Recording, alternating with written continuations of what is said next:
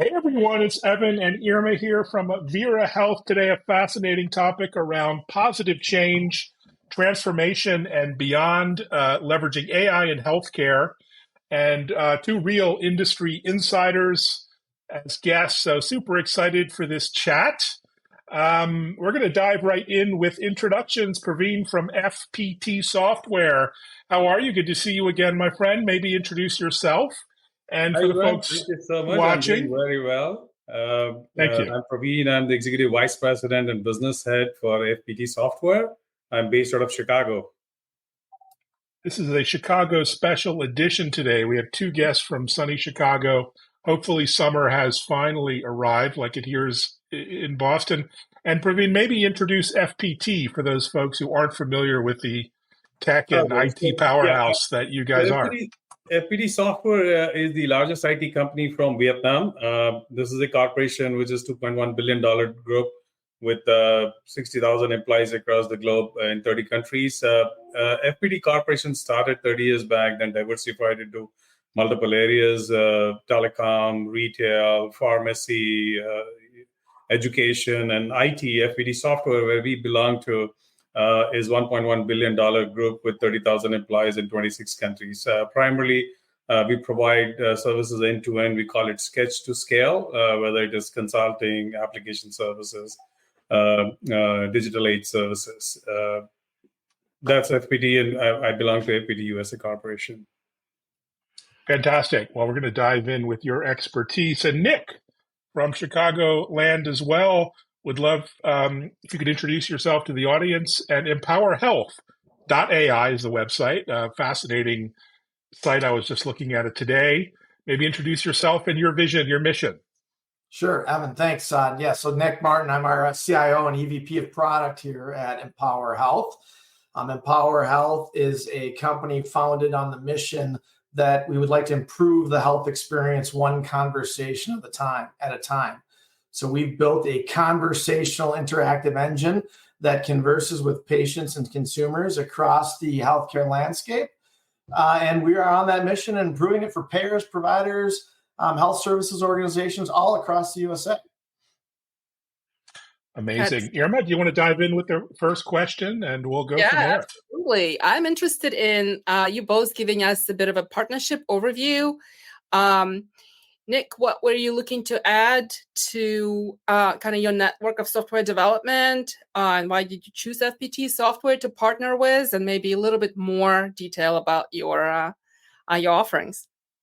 Sure. And Praveen, I'll ask you to add some color on this as well. But as we grew as a startup organization and started expanding across the healthcare continuum, we were really looking for the right partner provider that could help scale with us as an organization, both in terms of bodies, but also in terms of unique skill sets and technological resources that we need in order for us to provide the services that we provide. That could include data scientists, software developers, those machine learning experts, et cetera. And then secondarily, it was really important to us as an organization, an IT-led organization, to have a geographic dispersion of our resources across the globe as well. So, time zone, following the sun, if you will, was a really important part as we started to scale this business across the multiple pairs that we serve. To have the types of resources that could build those technologies in different time zones was also important to us. And then third, we are multilingual in what we do as an organization. Our product actually that does it in 72 different languages.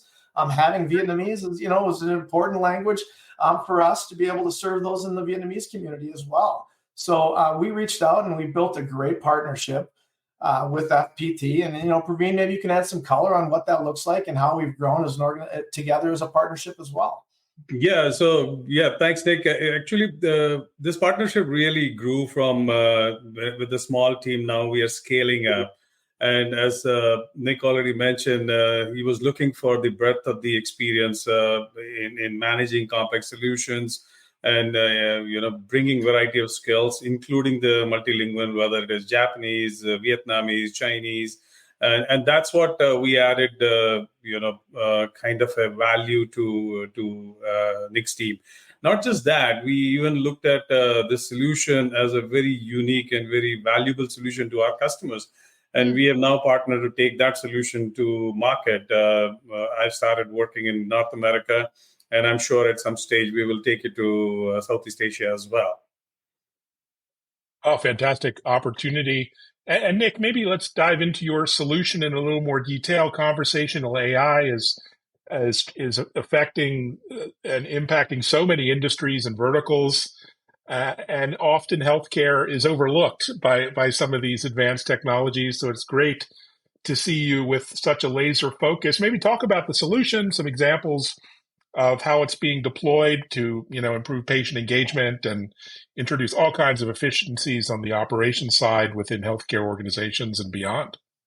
Evan, maybe I'll even take a step back a little bit, if you'll allow me, and maybe a little bit provocative, and say that we believe at Empower Health that there's really nothing artificial about artificial intelligence, but instead AI, in our belief, is augmented intelligence.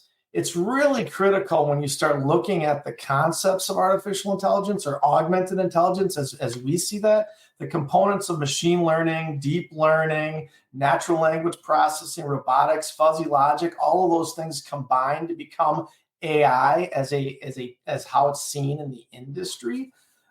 We believe that as you apply that in healthcare, it's incredibly important to have a supervised learning model in your AI tools when you deploy it out in the marketplace.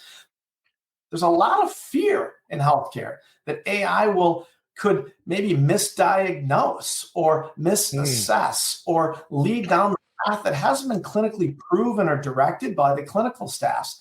What we deploy and what we do is a conversational engine that's multimodal, works in voice, text, and digital chat, that enables you to engage consumer population, help close gaps in care. We offer 4 different product sets to our clients that we serve.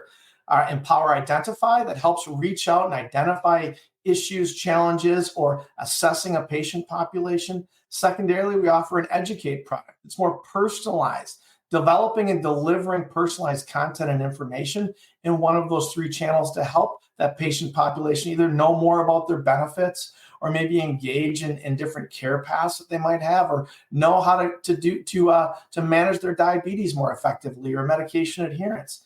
Then we have an Activate product that's leading towards getting people to take an active engagement in their health, whether that be a wellness program, whether it be enrolling in a plan, whether it be a disease management or condition management application. That product gets those people into those programs. And then on the far end of the consumer engagement continuum is something we call Empower 360, which is a relationship with a virtual health assistant from a long term, engaging in their health, reaching in and checking in with them, helping manage their health condition, remind them, get them connected to the right health resources, et cetera. And underneath all of that is our interactive conversational engine at Empower Health that feeds all of those different care paths, those different work logics, if you will, but also then offers the different modalities to engage people where they want to be met, when they want to be met, and in the modality that they want to be met.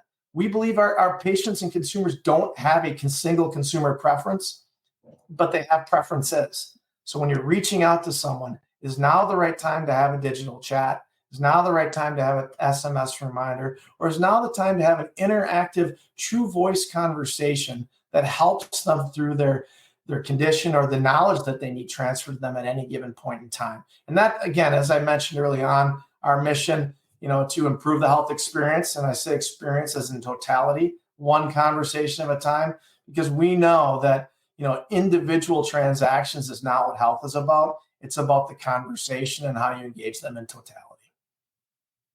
Oh, fantastic overview.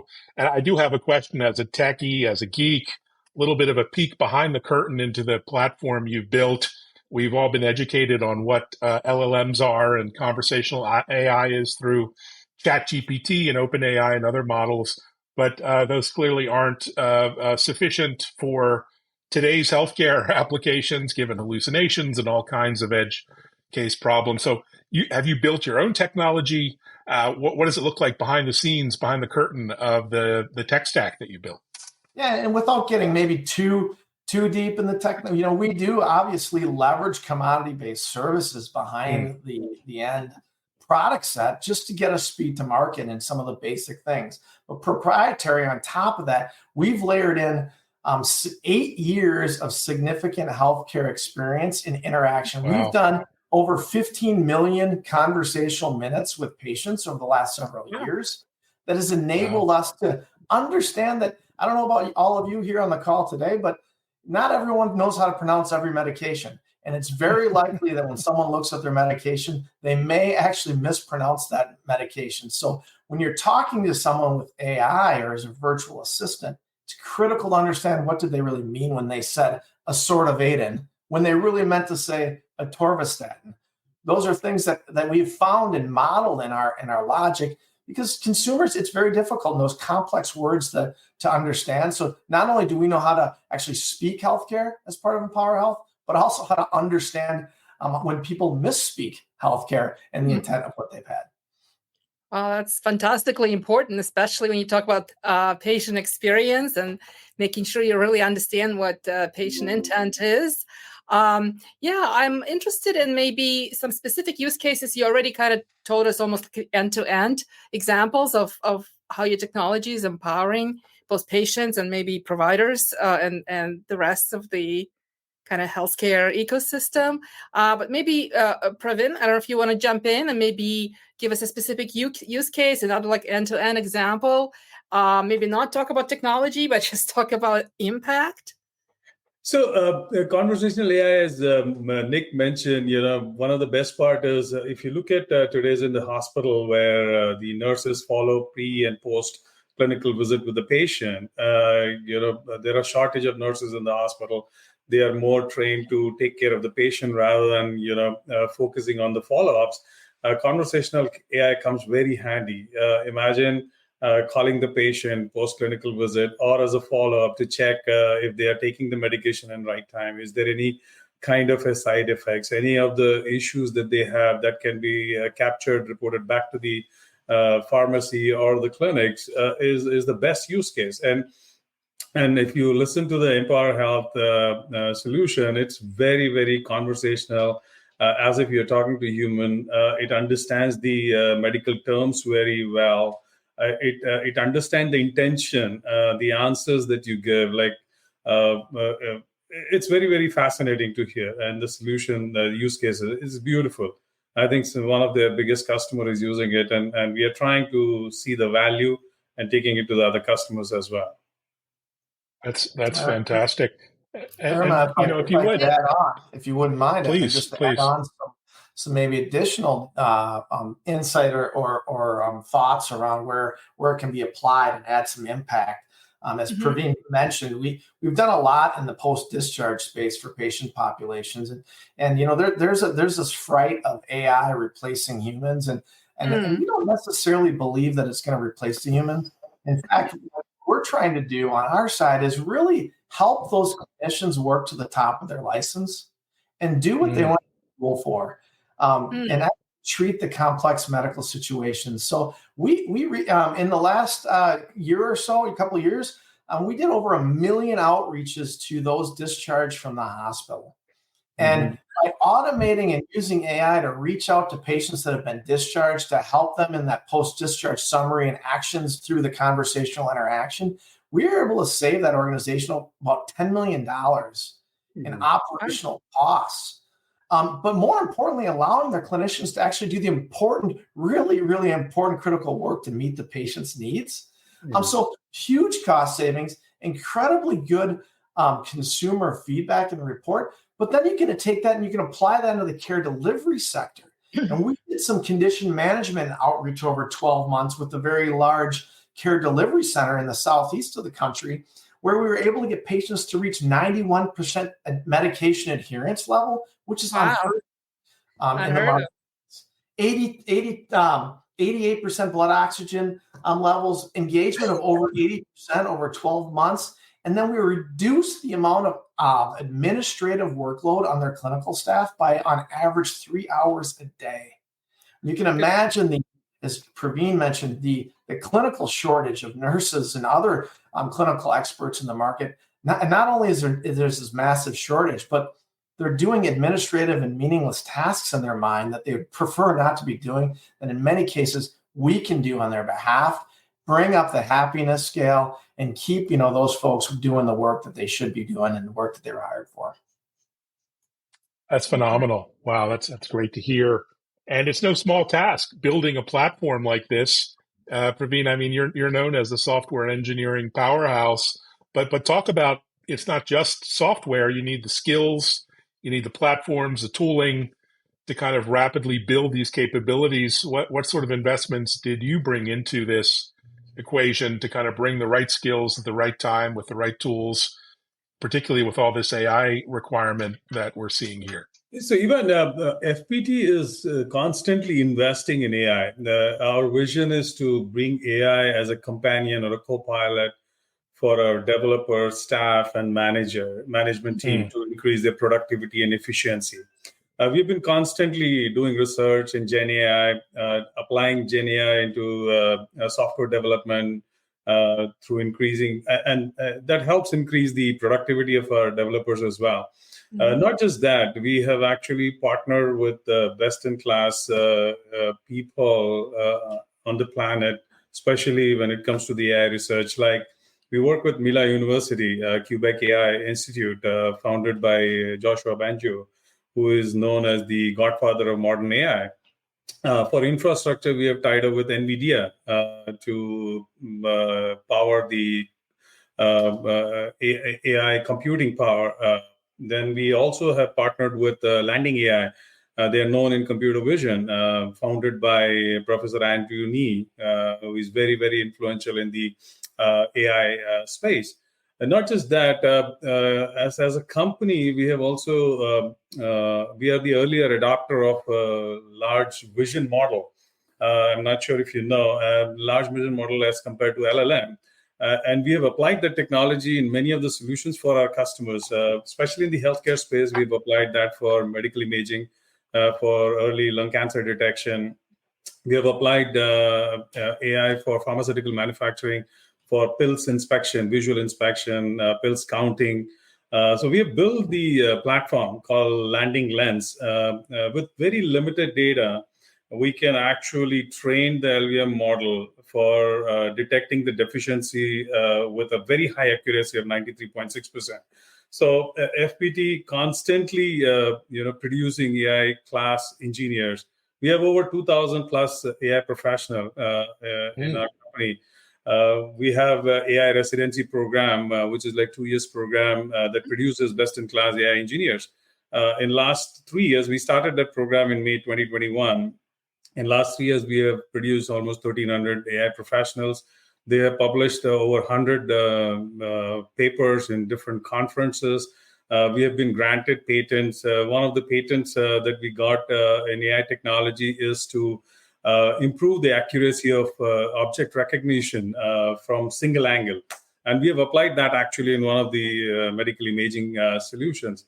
So we have all these investments and the continuous research has helped, companies like Empower Health to help them, scale, deliver the solution that they are looking at. Fantastic overview, Praveen. Thank you. No shortage of resources. And as somewhere who, somebody with engineering background, I've been in product development myself for 20 years. I know how investment in that background, basic technology, R&D, and building the best-in-class engineers goes a long way to what you end up delivering as a product. But let's step back a sec. We haven't touched on data security, safety, protection of patient data. As a patient myself, patient advocate, I want to make sure those are in place as well. I'm sure they are, but can you tell our audience how you approach this? Yeah, privacy and security is critical in healthcare, and it's one of the most regulated industries, definitely in the country. With HIPAA in place, we as an organization abide by all HIPAA regulatory standards. We are a high trust certified organization that gives a lot of confidence to the people that we serve. We also abide by and ensure that we constantly are updating all of our TCPA regulatory outreach protocols so that we're abiding by those types of data securities. And then we containerize and segment our data by our client base so that we're not, cross-pollinating, if you will, to ensure that we're keeping things separate as well. So we are constantly under watch, if you will, on managing all of those different regulatory environments as an organization. And then we also provide those certifications and audits on an annual basis to the clients that we serve across the country as well, to give them confidence in what we're doing and reaching out to the millions and millions of consumers that we reach out to each year. Yeah. And even FPT, like we follow most of the QMS standards of our client. And similarly, we are HIPAA compliant, high trust certified, all our centers. We have all the right certification that is needed to ensure the client data is secured. And we understand software development in regulated environment, working with two regulated industry, aviation and healthcare. Both are very, very sensitive. We understand and we completely comply with what our clients are asking us to do. That's fantastic, Praveen. And this strikes me as not just a typical software services agreement or outsourcing, but a true partnership or collaboration. I've seen many software services projects not particularly go well. So it's great to see a project that's going fantastically. What are the dynamics there with the collaboration that's enabled this to work so successfully? So a couple of things, Ivan. I always say client bring a lot of business knowledge, whereas FPT brings 2 decades of experience in implementing different solutions, building different technologies, implement different tools. So expertise in different technologies, trying to solve different complex problems. The scalability, most of the clients looking for a new solution, new technology experience, and they want to scale it for certain time to do certain things and then scale down. So we bring that scalability, accelerate in adapting new technology. What I would say is a lot of times there are ideas to go with new technologies. What FPT brings is one, yes, we have experience. But more than that, we also help client to give the real practicality and the effectiveness of the technology, because many times we would think we want to implement X, Y, Z, but not necessarily that will be a novel or a practical idea to go with that technology. So we also bring that kind of knowledge and expertise.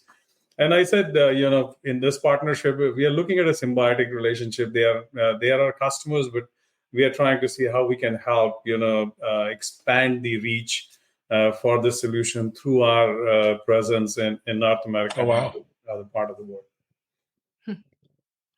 Yeah, that's good perspective there. And then obviously we've been talking about a lot of success, and Empower Health looks like you've been doing this for 8 years or maybe even longer. So you've achieved that market penetration and that success.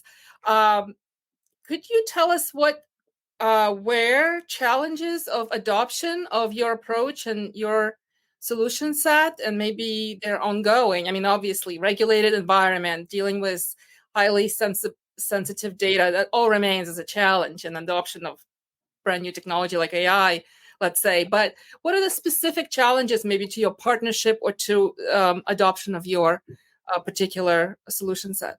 Well, I think, not to be redundant, but some of the things that you called out are the leading challenges. Regulatory environment, for sure. I think the comfort and adoption of AI, and frankly, the understanding of what does it mean to be doing AI, as I started to discuss kind of early on, and getting people educated on what really is AI and how does it help me. Probably most importantly, resistance to change. Right, healthcare has been an industry that has been a bit of a laggard, dare I say, and I've been in healthcare now about 25, almost 30 years in healthcare technology. Has been a bit of a laggard in adopting new technology and advancements, and so driving change into an organization and adoption is a very, very difficult thing to do, and tends to be a longer sales cycle, a longer belief cycle, if you will. But once we get in and we start showing success and showing metrics, the increase in adoption is accelerated at an incredibly rapid pace. So, definitely regulatory environment, resistance to change. And then as we look at partnerships, and as Praveen was just kind of pointing out, understanding the dynamics of healthcare and applying those with technological resources, that's a unique bird to understand how technology and healthcare work together. Because this isn't just about buying resources, as Praveen said. You have to understand the business, the model, and we spend a lot of time with our teams in our partnership, making sure that they understand what the objectives of the organization or what we're trying to achieve, so that when they're bringing solutions to bear, they're not just being thrown out. They actually apply and bring true real world value in the solution set and the product offerings that we're delivering. I love it. Real world value. This is what we're all after, especially in healthcare. Yeah. Wonderful. Yeah, and Praveen, you must it must be challenging. A new customer, a new partnership, a new environment. People have to get to know each other. You need to build project teams and roadmaps. All that alignment is difficult as well, right? When you have a new engagement. Any relationship is a journey. It goes through, it takes time to adapt and, adjust to each other. So it's a journey. So, I always say, so we have to stay together. The best test of the relationship is when things go south. That's where how you adapt, how you work together to really come out of it and then stabilize the thing. But also, as Nick mentioned about I've been trying to take the solution to the customers. Many times they believe it too good to be true, kind of things. That's another problem, because people say, how is it possible? How is this system can understand such a medical term and can react so quickly? So it's not easy for people to digest certain things that they are seeing, because a lot of things was kind of a concept. Now it is reality.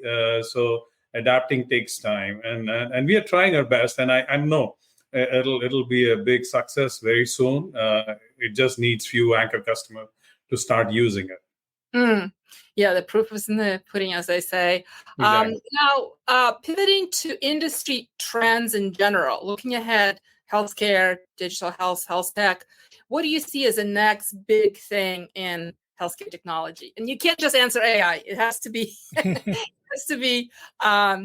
more than just the buzzwords. We want to dive deep here. Well, AI, there's no question. AI is a buzzword, but I think that provocative statement that there's nothing artificial about artificial intelligence is kind of critical when you position AI as one of those things. So I think the adoption rate and the comfort with AI will continue to increase in healthcare. I think that some of the image-based AI things that are going on in healthcare technology will absolutely increase. I think the willingness to have a blended solution approach that AI is augmenting and assisting, but not replacing, will be a key component to that. And then I think a lot of the IoT related, the Internet of Things and devices and whatnot, definitely will continue to expand, and they will start to feed into these models. I believe fundamentally, as you're hearing from me throughout the last 26 minutes or so, that AI, that the voice components of AI will continue to increase. And that's really evident in how you see all of us, not just the senior populations, but all of us interacting with different tool sets. Smart speakers are in nearly every home in America. Our phones now all have voice-based interactive assistants on us to help us be more efficient in our outreach.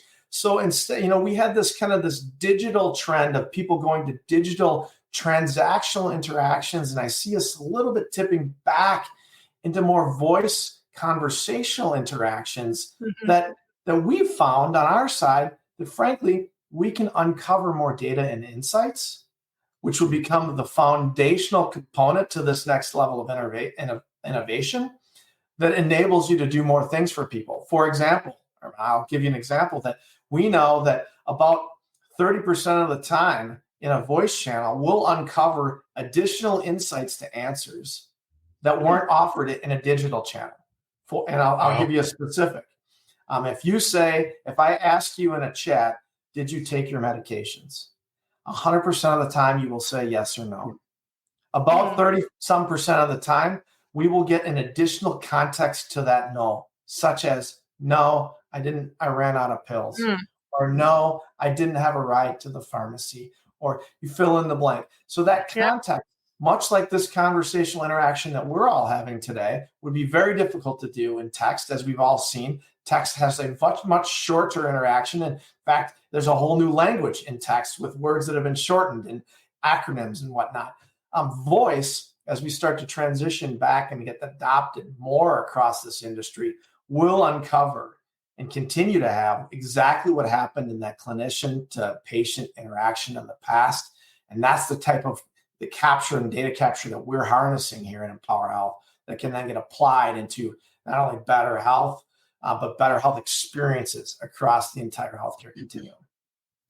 Such great insights. And I know we haven't talked about consumerization of healthcare, and sometimes it's used as a dirty word, but that could actually help with adoption, right? As people get more used to AI and voice interactions with Alexa and other tools just in their non-health life and trust it more and use it on a regular basis, they might be more willing to do it in a healthcare setting as well. And I love how you pointed out the voice is such a much more richer medium than just text. So, yeah. And technology is also going to enable, clinicians for better productivity and efficiency. Like Empower Health can help support the nursing staff.